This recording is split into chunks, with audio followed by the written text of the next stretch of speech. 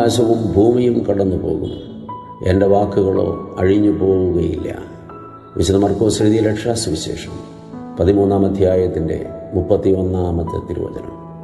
കർത്താവ് കൽപ്പിച്ചരുളി ചെയ്യുന്നു, ഈ ആകാശം അഴിഞ്ഞു പോകും, ഈ ഭൂമി കടന്നു പോകും. നമ്മൾ ജീവിക്കുന്ന പ്രപഞ്ചം അത് ശാശ്വതമല്ല പ്രിയപ്പെട്ടവരെ. ഇപ്പോൾ തന്നെ ശാസ്ത്രം അത് ആവർത്തിച്ച് പറഞ്ഞുകൊണ്ടിരിക്കുകയാണ്. ഭൂമി അനധിവിദൂര ഭാവിയിൽ മനുഷ്യവാസയോഗ്യമല്ലാതെയാകും.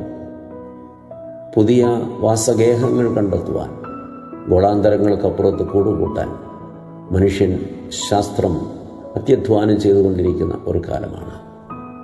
അതുകൊണ്ട് ഒരു ശാശ്വത ഭവനം കണ്ടെത്താനാകുമോ?